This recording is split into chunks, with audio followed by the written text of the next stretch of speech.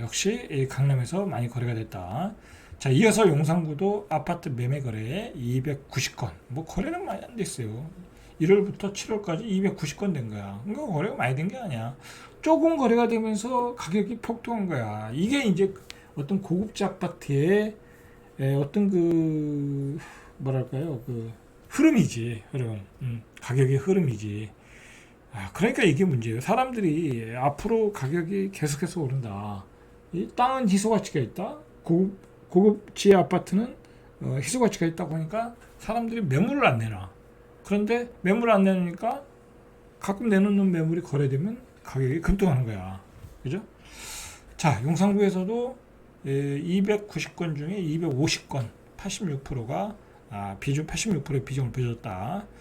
강남구 85%, 송파구 77.4%, 성동구 67.4%, 마포구도 63%, 광진구 60%, 종로구 57.5%, 강동구 53.9%, 양천구도 거의 50%, 그죠? 동작구도 거의 50%, 그죠? 자, 이 정도로 고가주택들이 거래가 됐다. 자, 그 얘기는 거기까지 하고, 자, 그 다음에 또 문제가 되는 게 뭐냐면, 지금 경제가 굉장히 안 좋잖아요. 우리 뭐 기업들이 당연히 이제 뭐 적자 기업도 어마어마하게 많고, 뭐 지금 뭐 적자 기업 흑자 내다가도 적자 내는 기업도 많잖아요. 문제는 뭐 그동안 그 법인세를 많이 냈던 하이닉스도 적자잖아요. 그죠? 뭐 올해는 어떻게 나올지 모르지만. 그러니까 당연히 법인세가 안 들어오니까 세금이 안 들어오겠죠. 그죠? 그래서 세수 구멍이 몇십조가 생긴 거야. 더구나 이제 윤석열 정부는 그동안 부자들한테 걷던 세금을 많이 감면해 줬잖아요. 그죠? 종부세라든지 재산세라든지. 그러니까 뭐 세금 나올 데가 없지. 돈 쓸 때는 많고. 자, 그러니까 그것을 급전을 가지고 메우고 있다라는 거야. 자, 여러분 이것도 좀 관심 있게 가지셔야 돼. 이 윤석열 정부가 전에 그 문재인 정부를 막 비난했던 요인 중에 뭐냐면 엄청나게 국가 부채를 늘렸다라는 거잖아요. 분명히 그런 적은 있었어요. 문재인 정부가.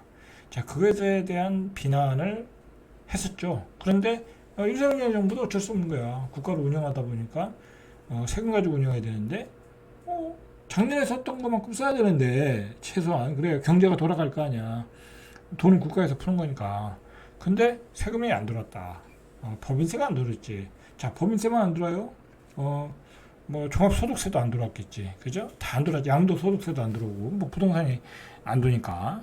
그러니까 어떻게 보면 정부는 부동산을 막 살리려고 하는 이유가 세금을 거두려고 하는 거야. 알고 보면. 응? 그런 또 꽁수도 있는 거야. 그죠? 세금을 거두려고. 자, 근데 문제는 세금을 걷지도 못하고 거래는 얼마 안 되고 가격만 올라갔죠. 뭐 아주 닥쳤던 게 뭐 지붕 쳐다본다고 그렇게 돼버렸어. 그래서 153조를 돌려막았다는 거야. 그래서 이게 뭐 이자가 4천억이라는데 이게 하루에 4천억이겠죠? 그죠? 하루에 네? 하루에 4천억. 하루에 4천억 아닌가요? 하여튼 이자가 4천억 나왔다는 거야. 153조를 돌려막았다. 근데 어떻게 돌려막았는지 좀 보셔야 돼. 이게 어떻게 보면 분식회계라는 거야. 한국은행 차입금이 올해 8월까지 113조 원을 넘어섰다니까 한국은행에서 빌려 썼다라는 거죠. 정식으로 어떤 그 국채를 발행한 게 아니라 국채를 발행했으면 이제 부채로 잡히는 건데 국채를 발행한 게 아니에요. 재정증권 발행을 통한 단기 차입금 규모가 40조 원에 달했다. 재정증권. 그러니까 재정증권을 발행했다는 거야. 뭐 증권 발행했을까? 갚으면 되지 않겠냐? 뭐 그런 식으로 이제 이렇게 발행하면 이게 부채로 들어가지 않는 거예요. 그래서 정부가 이에 따라 지급할 이자 금액이 4천억에 이르렀다라는 얘기야.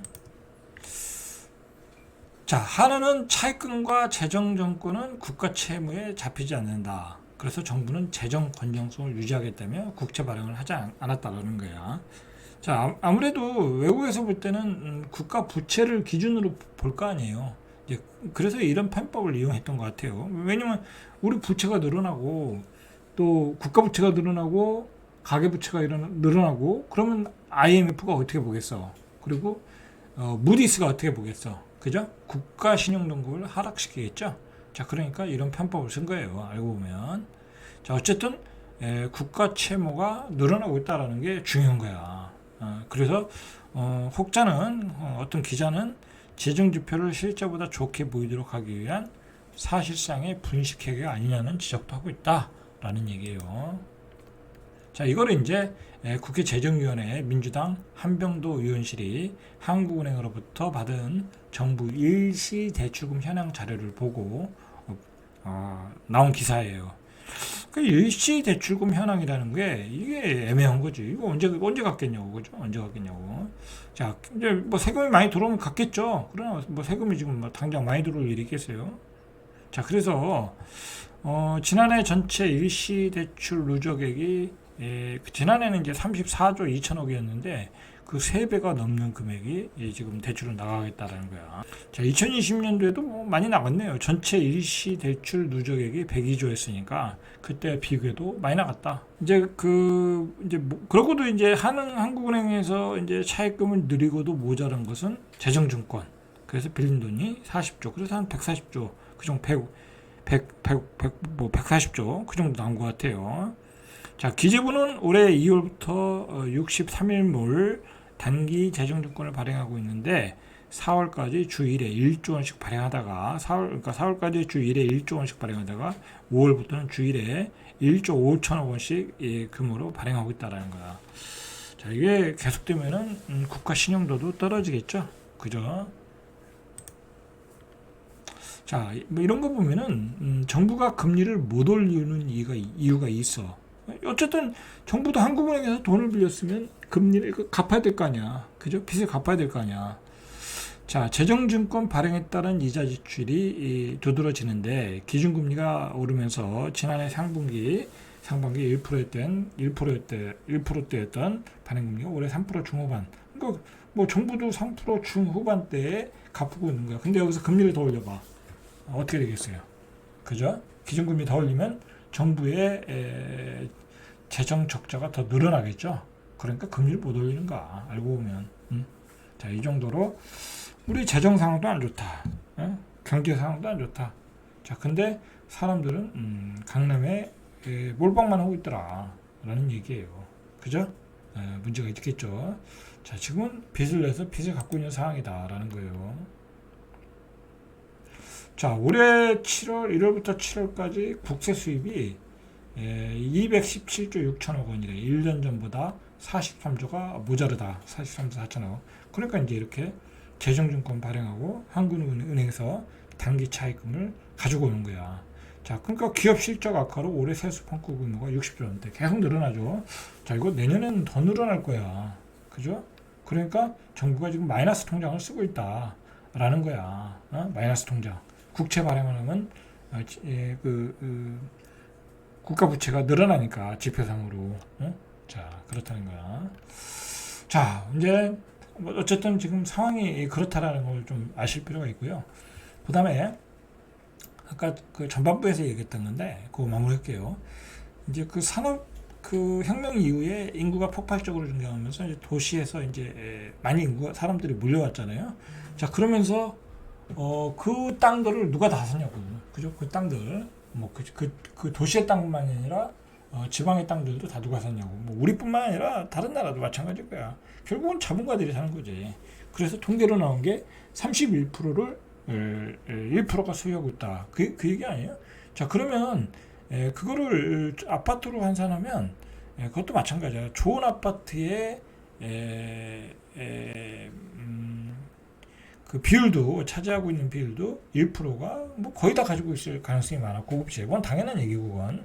근데 그 사람들이 이제 많은 땅의 가치를 통해서 많은 재화를 축적했잖아. 그걸 가지고 이제 또 아파트로 더 한 채씩 내리고 두 채씩 내리고 세 채씩 내리고 그런 과정으로 가고 있는 거야 지금은. 근데 그런 1%뿐만이 아니라 그 밑에 있는 2%에서 10%까지의 사람들도 다 똘똘한 채로 지금 가고 있는 거야 지금. 가고 있는 거야. 자, 그러니까 어떤 확신을 갖고 사는 거지. 아, 이거 뭐 이 땅은 희소 가치가 있으니까 사놓으면 돈이 된다. 이제 그런 어떤 현상이 아닌가라고 봐야 되겠죠. 그래서 고급 주택지의 가격이 상승하는 거야. 왜냐면 이런 고급 주택지는 대체재가 없거든. 대체재가 없는 거야. 대체재는 뭐예요? 그 주변에 개발을 해서 만들면 대체재가 되는데 그건 뭐 만들 수가 없는 거니까. 땅이 부족하니까. 그죠? 자, 그래서 가격이 올라가고 있는 거다. 라고 보시면 돼요. 라고 보시면 돼요. 그러나 여러분 이걸 생각해야 돼. 만약에 대체재가 있다 보면 그 아파트 가격은 거품이 될 수 있는 거야. 그걸 아셔야 돼. 그래서 좀 선별할 필요가 있는 거야. 대체재가 왜냐면 예를 들어서 이제 강북의 아파트가 예를 들어서 지금 역세권이 한 3억이라고 해봐요. 3억 13억 한 13억 정도 한다고 보면 조금 입지가 좋은데 그러면 그게 한 18억 20억이 됐어. 살 수 있을까요? 그걸 대체할 수 있는 아파트가 나오면 조금 이제 거리가 멀어지고 수도권에 뭐 교통망은 좋고 그리고 쾌적한 곳에 대체재가 한 10억짜리가 나오면 그쪽으로 가겠죠. 그렇게 되는 거야. 근데 그 수도권에 좋은 입지에 아파트를 지을 수 있는 땅은 아직도 많거든. 그죠? 한계가 있는 거야. 그리고 이제 인구가 피크를 쳤잖아. 그죠? 인구가 피크를 치고 내려오고 있잖아. 그죠? 그리고 어쨌든 인구가 줄어든다는 건 이제 경제 성장을 하기 어렵다는 거거든. 그죠? 자, 이렇게 정리를 할게요. 자, 이상 철대갑 TV의 명품 PD 한 PD였습니다.